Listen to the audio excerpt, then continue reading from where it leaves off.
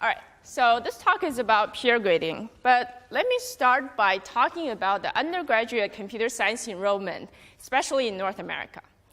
So computer science classes are getting really, really large in the recent years. Take UBC as an example. So the undergraduate computer science enrollment has actually tripled over the past 5 years. So at UBC, there are 2 first-year required computer science classes you have to take. And one class, CS110, has 800 students, and the other class, CS121, which I have been teaching, has nearly 500 students. Okay? So with classes that are so large, it brings many, many challenges. But one particular challenge is about grading assignments. So with so many students, how could we even hope to give students meaningful questions on their assignments and then be able to give them accurate and timely feedback on their assignments? And in particular, often we would like to assign them open-ended problems on these assignments. For example, prove a theorem, write an essay, or write a computer program. But these open-ended problems are especially time-consuming to grade, right? I'm sure like a lot of us have experienced grading these kind of problems. So this poses a really, really huge challenge when we have to teach such large classes. Well, one potential problem way to address this challenge is the idea of peer grading. So if the instructors don't have time to grade these assignments, how about the students? Can we get them to grade each other? So peer grading typically works as follows. Let's consider, let's suppose that we give the students an essay assignment. They have to write a short essay. Then we collect all these essays, and then we would assign each essay to be graded by multiple other students. That's just to account for the fact that students might give us noisy reviews. Okay? So students look at the essays they are assigned, and then they give a grade for each essay. We collect these grades, then aggregate them together to produce a final grade. Here, for example, I've taken the medium grade to be the final grade for each essay. Okay? So peer grading has a lot of benefits. It saves the instructor time. It can potentially work for a class of any size, right, if the instructor doesn't need to get involved in the peer grading process. But most importantly, it actually helps the students. It's not just additional work for them, right? For example, it exposes the students to many different approaches of solving the same problem. It also forces them to actually look at the grading rubric and carefully think about it. And finally, since the students can now provide feedback to each other, well, we can afford to give them more open-ended problems in their assignments. Okay, so far so good. It sounds like peer grading is a good idea, but it hasn't really been widely used in a lot of classes. And one main reason is that in order for peer grading to be practical, there are still a lot of research challenges that we need to address. Here are just a few examples. For example, we expect students' reviews to be noisy. So how should we aggregate their noisy grades to recover the true quality of the essay? Sorry. We may not trust students to be able to grade well in the first place. So how do we train them to be proficient in grading? And finally, even if a student is proficient in grading, we would want to make sure that they put in the work in the grading process. So how do we design the incentives to motivate them to put in effort in the grading process? So if you remember only one thing from this talk, I'd like you to remember the fact that peer grading is a great mechanism design problem that you all should think about working on. And one major reason for that is teaching is or will be part of our jobs, right? And the design of our classes is really within our control. So it's really easy to think about the peer grading mechanism and then just go and try it out in our class and see how well it works, right? This is a luxury that we don't have for a lot of other mechanisms that we're studying. And also, if we make progress on this peer grading problem and ultimately help the students to learn the material better, that means we're doing part of our jobs better. Yeah? So I understand your peer grading example, but these formulas sound a lot more general than that. Can I think about your project as anything that involves aggregation of non-expert opinions?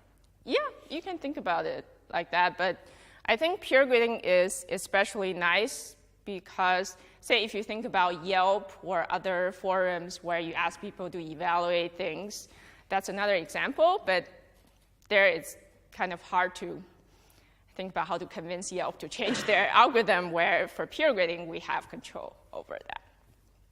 Yeah, but that's definitely how I think about the problem in general. Okay, so the first 2/3 of this talk will be theoretical.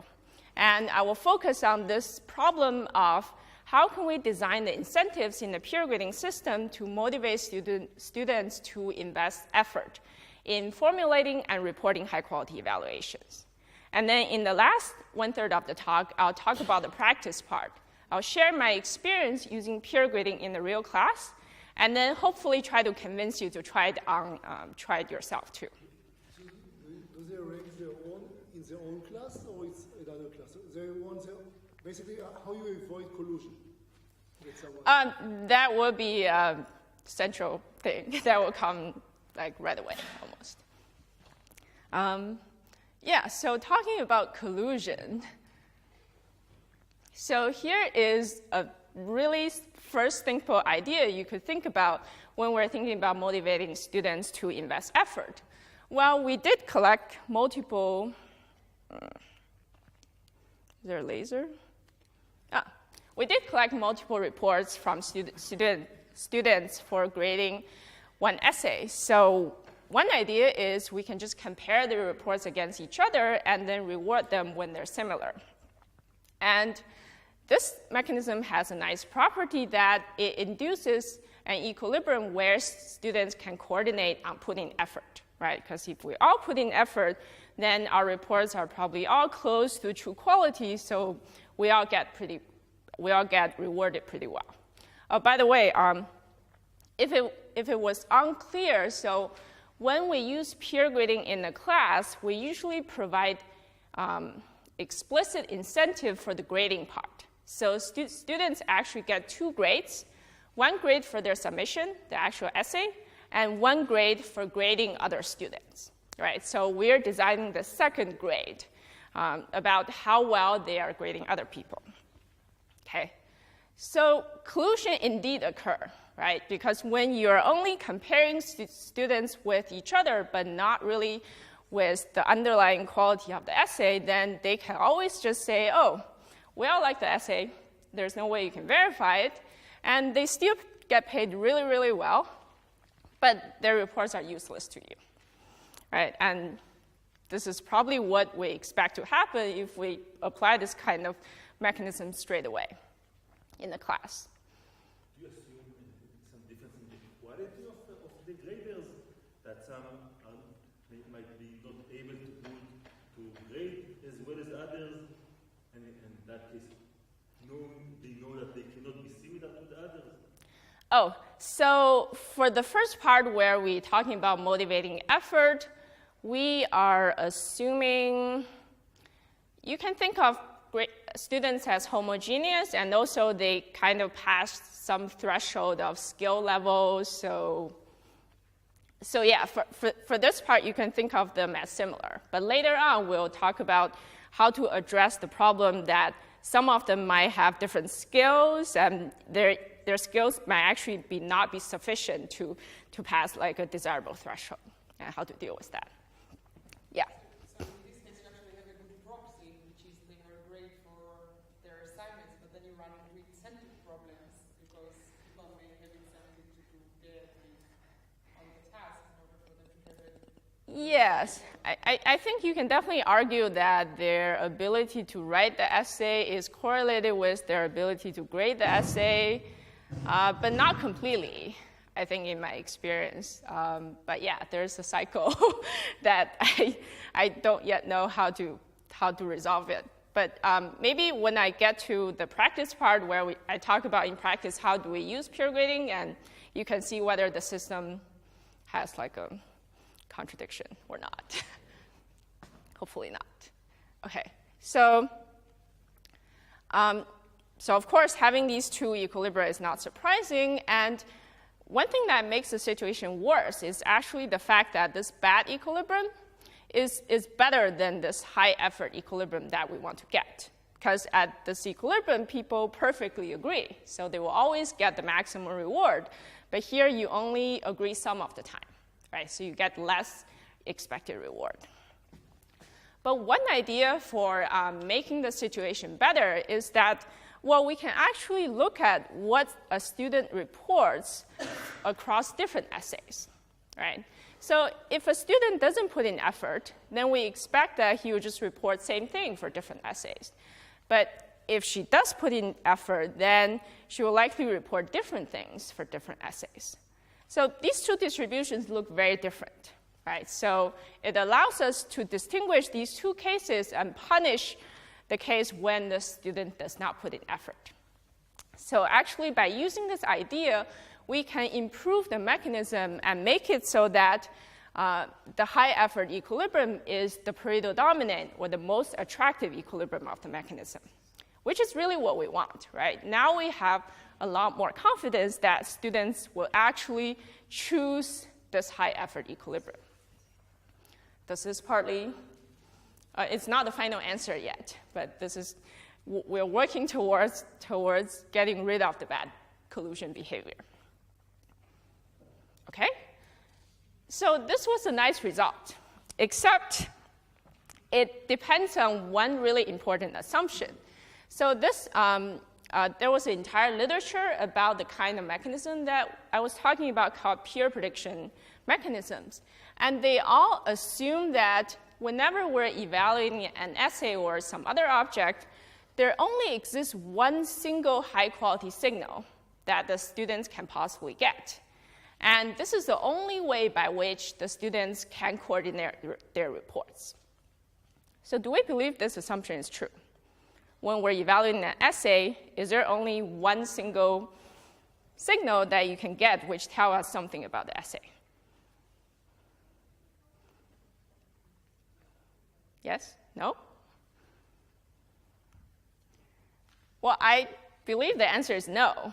And in fact, there are, even if we just take a quick glance at the essay, you will notice all sorts of things, right? You will notice how many grammatical mistakes there are, how long it is, how it is formatted, right? All of these things tell you something about the essay. But they are what we call low-quality signals, because these signals, they're mostly based on superficial qualities of the essay and don't tell us enough about the actual quality. But nevertheless, these signals are really, really easy to get, and they tend to be different across different essays, right? And because these signals are easy to get, and they're also not very noisy, so it's easy for students to actually use these low-quality signals to coordinate their reports on. So now that we have these low-quality signals, we kind of, we thought that we solved the problem of convincing students to put in effort, but not really. Because now that when students chooses to acquire and report a low-quality signal, the distribution of his reports now looks very similar to when the students puts in high effort, right? So we can no longer use our idea of looking at the reports across the different essays to actually distinguish these two behaviors. And in fact, we were able to show an impossibility result which says that it is not possible to guarantee that the high quality, the high effort equilibrium is the most attractive equilibrium in every setting when we have these low quality signals. Okay, that's pretty sad, except wait a minute. We are in a peer grading setting where we're teaching a class in a university, and we do have money to hire TAs, right? So in this setting, in fact, ground truth is available.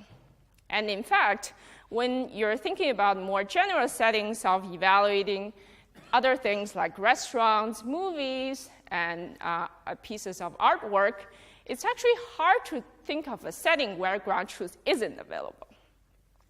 So in this case, we can hire TAs who can perform possibly noisy, but still fairly accurate evaluations. And if we reward the student based on how close his report is to the TA's report, then we know that the students would prefer to put in effort rather than not. So having ground truth is a really, really powerful tool we can use to provide incentives. But of course, TAs cost real money to hire. So they pose a hard constraint on our problem, and we would really want to minimize the amount of grading that the TAs have to do. Okay, so this finally leads us to our first feasible peer grading mechanism, which combines the idea of using TAs and the idea of comparing the students against each other. So TAs will spot check a p fraction of the submissions.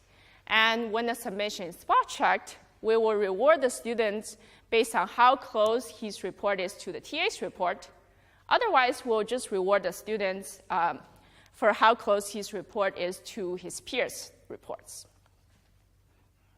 Okay? But of course, remember that ground truth is very powerful. So in fact, when we have ground truth, we don't even need to compare a student to his peers anymore. So here is another feasible mechanism where we only use ground truth to provide incentives.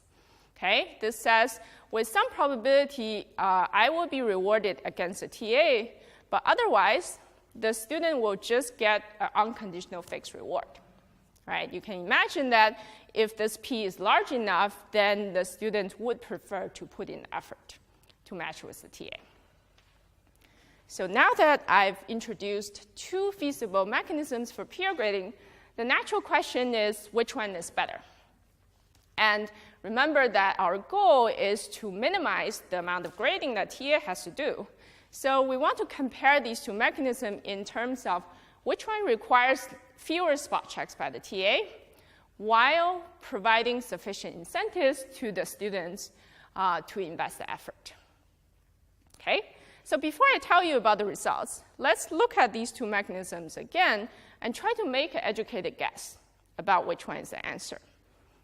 Well, this is a simple mechanism using only spot checks, and this is the hybrid one using both spot checks and comparing to peers. Notice that they both use TAs in the same way, but the hybrid mechanism additionally uses peers, where the simple mechanism doesn't. So which one would you conjecture to be the answer? Hybrid? Which is this one or simple one? Hybrid first. Simple one. So our conjecture was the hybrid. That was the idea of considering comparing to peers in the first place, because we thought using the information from peer report will give us some additional incentive and motivation. But turns out, surprise, surprise, the result is actually the simpler mechanism is better. It requires fewer spot checks, but actually guarantees stronger incentive properties. Okay? So for the next few slides, I will try to formalize our setting and state the results a little bit more formally, and then tell you some intuition about it. Okay? So is it also true when you have some guarantee on the quality of the peer review? What do you mean by if you have some guarantee? When it's close to ground truth anyways. You mean the students are all, if they put in full effort? Yeah, that's what we assume. So the baseline, like we were talking about whether they have the same skill or not. So for this work on motivating effort, we're assuming if they all put in full effort, then they can all do pretty well to start with. Yeah, that doesn't affect this comparison. Yeah. Okay, so the setting is we want to evaluate some essay. We don't observe its true quality, but students and TAs can get noisy signals about the quality. And in order to get the high quality signal, they actually need to incur some constant amount of effort. And students are strategic about whether they put in effort and what they report, but TAs are not. TA will always put in the effort and report the high-quality signal. Okay? And this is the main result. So we compared the simple mechanism with the hybrid mechanism in terms of how many spot checks they need to perform. Yeah? So my effort decision it's a binary decision. I either put in effort or not, and there's some risk. Yes, yes. And if I put in effort, I get some signal from a given distribution. If you put in effort, you get a high-quality signal. If you don't put in effort, so remember the low-quality signal? So we assume if you don't put in effort, you could either observe the prior or you could get the low-quality signal. Yeah. Okay, so we're comparing them in terms of how many spot checks we need to perform. But to achieve what goal? Well, for the simple mechanism, we're not comparing a student to his peers. So we could actually achieve dominant strategy. We could ensure that investing high effort is a dominant strategy for every student. Whereas for this hybrid mechanism, we need to rely on equilibrium. So some options are making the high effort equilibrium the unique equilibrium, or making it Pareto dominant, making it to be more attractive than any other equilibrium. And because our result eventually says that the hybrid mechanism requires more spot checks, so our result is actually stronger if we use a weaker incentive guarantee here. So we use the Pareto dominant incentive solution concept here. And we show that the hybrid mechanism, even for achieving this weaker incentive guarantee, actually requires more spot checks. Okay? So here is the intuitive version of the proof of the main result. So we're comparing the two mechanisms, and our goal is to motivate effort, right? So motivate them to get the good signal rather than the bad signal. And the simple mechanism doesn't compare, yeah? Sorry, could you say a little bit more about what the incentive deviations are? Like, is it that I pay with the square of the distance from, or, I mean, it seems like it depends on what the actual reward function is. You can just use some proper scoring rule. So suppose you can use the square distance or the absolute distance. It doesn't matter for the comparison as long as you use the same proper scoring rule for both mechanisms. So say if you compare with the TA, then you get rewarded by the squared arrow. If you compare with the peers, you can also be rewarded by the squared arrow, like that, or other proper scoring rule. It's fine too. Okay? Okay, so, yeah? Yeah. So say more about the signals that these players are observing. So you said they're noisy signals, but do they have the same, what do they know about? Yeah, they're, so if you put in effort, you get the high quality signal, which has the mean at the true quality. And if you don't put in effort, you get some low quality signal. And all we assume is that the low quality signal is pretty much noiseless, so it's easy to actually agree with other people. But we don't assume anything about how it actually correlates with the ground truths. So if I don't put in effort, then I receive a signal that is the same as the signal that you receive if you don't put in effort. Yeah. We kind of assume an extreme case when the low quality signal has very little noise. I see. That's interesting. That seems like a pretty strong assumption. Because it seems like for coordination, it depends a lot on what I think you think. I mean, it's an extreme case, but our result also works for the case when the low quality signal has some noise, but as long as it's more, the reward makes it so that it's more beneficial for you to get the high quality signal, then it's still fine. So we just took a very extreme case to show the result, because that's. So what would happen if I don't put in effort, or we receive independent draws?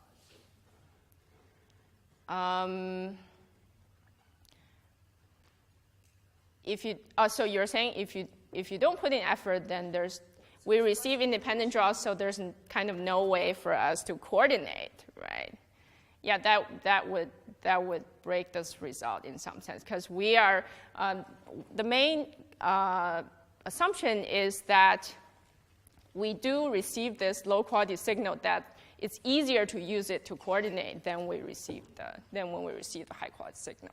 And we believe that that's true, because you can just quickly think about it when you're grading an essay. You can just quickly look at it and notice a few things. Say, count the number of grammatical subject-verb disagreement that you see, and then you get a rough idea of, is this a native English speaker or not? And then maybe you stop there, right? You won't go on and actually evaluate, does the essay have a good argument? Does it have a good structure? So, yeah. So that's the argument about the low-quality signal. And we also have some current work on designing an online experiment to actually verify whether this kind of low-quality signal actually exists. We strongly believe that they do, but it would be nice to verify that. OK, so back to this intuition. So we were comparing two mechanisms. The simpler one doesn't really compare a student to his peers, right? So all that's working against us is the cost of effort. So all we need to do is perform enough spot checks so that to offset the cost of effort. That's simple. The other mechanism do compare you to your peers. So here we're working under equilibrium, and we're trying to make the high effort equilibrium to be more attractive than the low effort equilibrium. So the low effort equilibrium is working against us here, right? Because when we obtain the low quality signal, we can perfectly agree. So our reward at this equilibrium is pretty high. And what happens at the high effort equilibrium? Well, to obtain the high quality signal, we do need to, again, incur this cost of effort. But also, we get rewarded somewhat at this equilibrium. But notice that this reward is less than what you get at the low effort equilibrium, because the high quality signal is noisier than the low quality signal. Okay? So here is the net preference I have for the low effort equilibrium. This includes the cost of effort, and this also includes the difference between these two rewards because of the noisy agreement at the high effort equilibrium. Yeah? Sorry, why don't you mix those two in a smarter way, in which one student is only gets comparison to the TA, and the other student is compared to the student who's compared to the TA or to the TA. That would be more efficient, right? That is a good idea, and I'm actually aware of a different mechanism. People have proposed which sort of treats students asymmetrically, like you said, right? You only need to really check two students, and then you chain them up with other students so that so the comparison to peers kind of all incentivize them to eventually be truthful. I think that's a nice idea. I worry a little bit about the brittleness of that. The brittle, it's a little brittle. You don't have to know who they are. You can randomize them to different roles, right? And actually, I think if you randomize, it doesn't work anymore. For that mechanism, you actually have to know exactly where you are in the hierarchy. Why? I just need to know that my best strategy is to go for the high quality signal. Because if you... If I'm doing it because I'm compared to my peers or because I'm compared to the TA. Maybe we can talk more later, but I think if you randomize, the probability you're checked against the TA actually decreases. But wait, let's talk more later. Yeah. Yes. So because of this larger net preference, you can visually see that we do require more spot checks when we actually compare you to your peers. And so far, I've only described this result in terms of this one specific agreement type of mechanism that I described. But this result actually applies pretty broadly. And notice that the only driving factor against this result is the fact that the low-quality equilibrium actually Pareto dominates the high-quality equilibrium, right? So this property is actually satisfied for a large number of peer prediction methods that have been proposed in the literature. So, and so right away, we get that our main results holds for all of these pure prediction mechanisms as long as this property is satisfied. So I have very little time to tell you about practice. What should I talk about? So that was the theory so far. And I wanted to really talk about practice mainly because I want to advertise the software that we have developed at UBC and hopefully to convince you to try the software by yourself. So here are some main highlights about the practice part. So we have used this software for multiple classes here at UBC. So I probably won't have time to really talk about these, but I personally taught CS121. This has nearly 500 students, and I used the software for grading a few proof questions in a few assignments in the class. So I'm happy to talk about my experience in this class. And also MTA, the software has been consistently used in another class, 430, for grading weekly essays. So, and for that class, this part about grading weekly essays actually consists for 35% of the final grade of the students. So it's actually a big deal. Okay? And the main feature that I wanted to mention about mechanical TA is the fact that, well, in theory, we only really talked about how to motivate effort, but we kind of ignored the skill part, right? But when you use peer grading in practice, you realize that you really want to make sure that students actually know how to grade properly before you allow them to do it. Okay? So in practice, we solve this problem by dividing the students into two pools, one supervised pool and one independent pool. So they all start in the supervised pool where everything they do is actually has oversight from a TA. And once they have demonstrated sufficient competence, over time, as they graded more things, they graduate to the independent pool, where it looks more like the spot check only mechanism that I mentioned, where most of the time we trust that they're doing good work, so the grades are just calculated automatically based on the reviews. But some of the time we still check their work and make sure that they are consistently grading properly. So that is one of the main contributions when we developed the software to use it in practice. I think I would actually just stop there and conclude. And this software is currently hosted on my website, so if you're interested in using it, please come talk to me. It took me 2 days to set it up and use it myself, so I was very scared initially, but it turned out to be okay. And that's it. Thank you.